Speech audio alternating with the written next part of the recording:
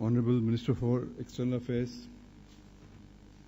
Foreign Minister of Myanmar, Deputy PM and FM of Lao PDR,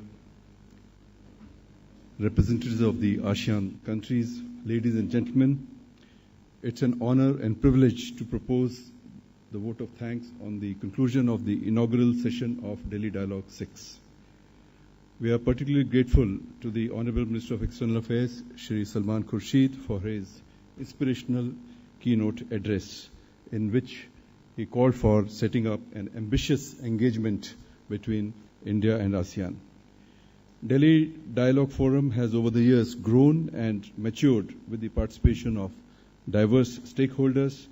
This year's dialogue focuses on the need for realizing the ASEAN-India vision for partnership and prosperity.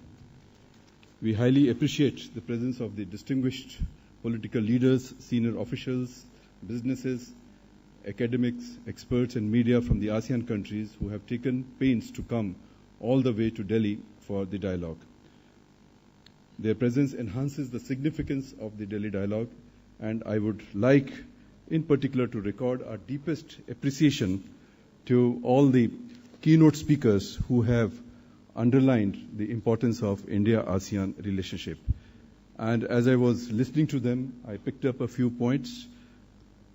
All of them have emphasized the need for translating the vision statement and describing India-ASEAN partnership as a natural partnership.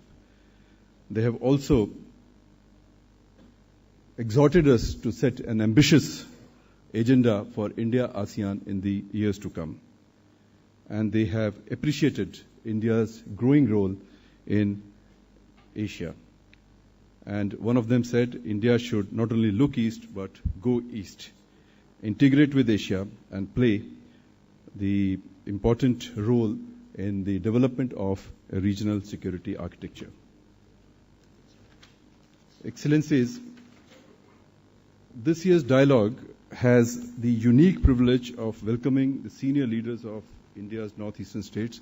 Unfortunately, due to some flight issues, they could not be with us so far, but probably they would join us later. Our thanks are to Honorable Chief Minister of Assam, Shri Tarun Gogoi, Honorable Chief Minister of Manipur, Shri Ibobi Singh, and Honorable Trade Minister of Mizoram, Shri Rahuluna, among others, for their presence here, and some of them would join us tomorrow at the IDSA. This event would not have been possible without the active participation of our dialogue partners. They have been working tirelessly for last several years, in fact, to place the dialogue mechanism on an institutional basis.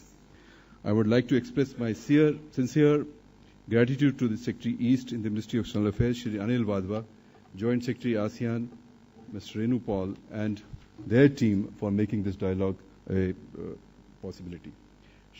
I also would like to thank Shri Gopinath Pillai, Chairman, Institute for South Asian Studies, Singapore, Professor Nishimura, Economic Research Institute for ASEAN and East Asia, Jakarta, Mr. R. Ravindran, Chairman, SAEA Group Research, Singapore, Ambassador Rajiv Kumar Bhatia, Director General, ICWA, and Mr. Siddharth Birla, President FICCI, and his team of officials for making this dialogue possible today. The Institute for Defense Studies and Analysis, IDSA, is relatively a new entrant to the Delhi dialogue process, having joined as a partner only last year. I would like to thank my colleagues in the IDSA, Brigadier Rumel Dahiya, DDG, who is here, Dr. Uday Bhanu Singh, and their entire team who have worked tirelessly for organizing this event.